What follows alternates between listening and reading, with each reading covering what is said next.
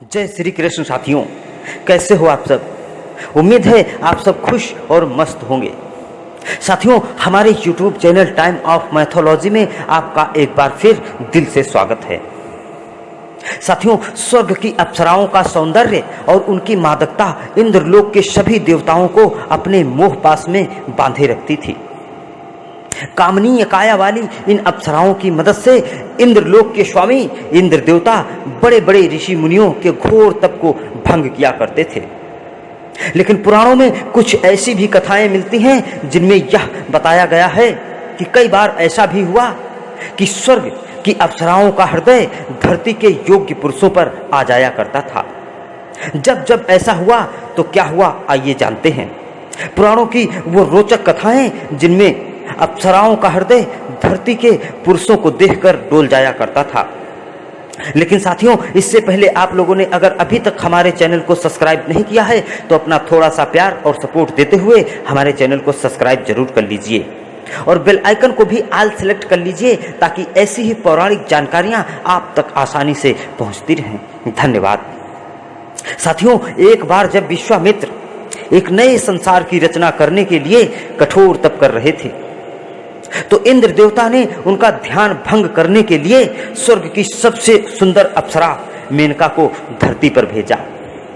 पहले तो मेनका को अपने उद्देश्य में सफलता नहीं मिली, लेकिन फिर धीरे धीरे काफी प्रयास करने के बाद मेनका को विश्वामित्र की तपस्या भंग करने में सफलता मिली और विश्वामित्र भी मेनका की ओर आकर्षित हो गए।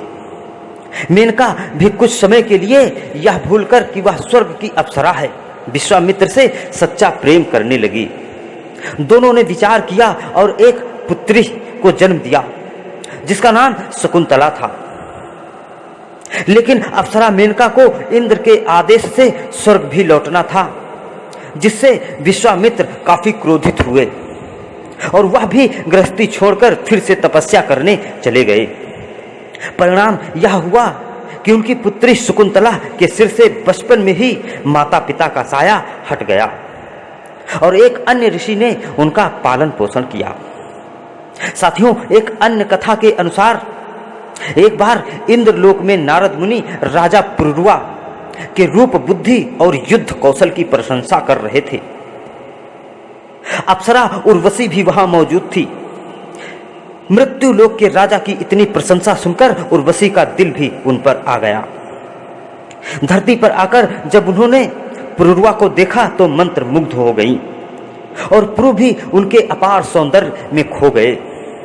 इतना ही नहीं, एक बार इंद्र की सभा में मौजूद अर्जुन पर भी उर्वशी का दिल आ गया था।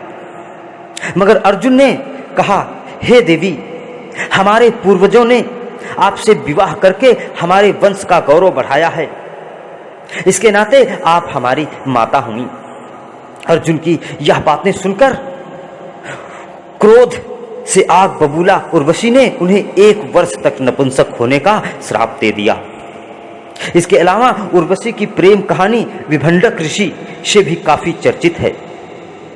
साथियों, एक और कथा के अनुसार स्वर्ग की सबसे खूबसूरत अप्सराओं में से एक थी घृताची। एक बार भारद्वाज मुनि गंगा स्नान कर अपने आश्रम की ओर लौट रहे थे। तभी उनकी नजर घृताची पर पड़ी, जो नदी से स्नान कर बाहर निकल रही थी। भीगे वस्त्रों में उनके भरे पूरे बदन को देखकर भारद्वाज मुनि कामासक्त हो गए। उन्होंने अपने नेत्रों को बंद करके खुद को नियंत्रित करने का काफी प्रयास किया, लेकिन तब भी उनका वीर्यपात हो गया। उन्होंने अपने वीर्य को एक मिट्टी के पात्र में रख दिया, जिससे द्रोणाचार्य का जन्म हुआ। भारद्वाज मुनि के अलावा घृताची के कई अन्य पुरुषों से भी प्रेम संबंध थे। घृताची की खूबसूरत काया को निहारने मात्र से वेद व्यास ऋषि कामासक्त हो गए थे, जिसके चलते शुकदेव उत्पन्न हुए। एक दूसरी कथा के अनुसार एक बार भगवान शिव के वरदान के प्रभाव से ऋषि शेषरायण रूपवान हो गए थे। एक दिन ऋषि मार्ग से गुजर रहे थे तो रास्ते में जल क्रीड़ा कर रही सुंदर कन्या पर उनकी दृष्टि पड़ गई। यह कन्या और कोई नहीं बल्कि अप्सरा रंभा थी। ऋषि और रंभा दोनों एक दूसरे के प्रति मोहित हो गए। इसके बीच संबंध से काल्यवन का जन्म हुआ। शिव जी के वरदान से काल्यवन अजेय हो गया। शेषनारायण ने भगवान शिव से ऐसे पुत्र का वरदान मांगा था जिसे कोई भी हरा न सके।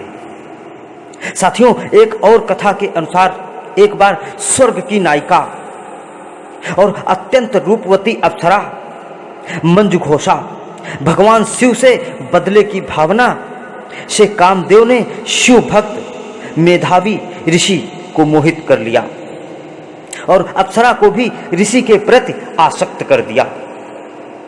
अप्सरा ने अपनी वीणा को भूमि पर रख दिया और ऋषि से प्रेम करने लगी। दोनों ने एक दूसरे के प्रेम में 57 साल एक साथ गुजार दिए।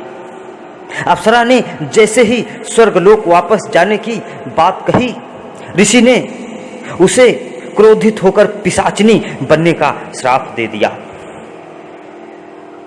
तो साथियों, ये थी स्वर्ग की कुछ अप्सराओं के बारे में जानकारी, जो इंद्रदेव के कहने पर धरती लोक में ऋषि महात्माओं की तपस्या भंग करने के लिए तो आती थीं, लेकिन उनके भोग विलास का भी कारण बनती थीं। उम्मीद है यह जानकारी आपको जरूर पसंद आई होगी। तो अपनी राय कमेंट में जरूर लिखें और वीडियो को लाइक करें, शेयर करें व हमारे चैनल को सब्सक्राइब करना बिल्कुल ना भूलें। मिलते हैं अगले वीडियो में फिर एक पौराणिक जानकारी के साथ। तब तक के लिए जय श्री कृष्ण।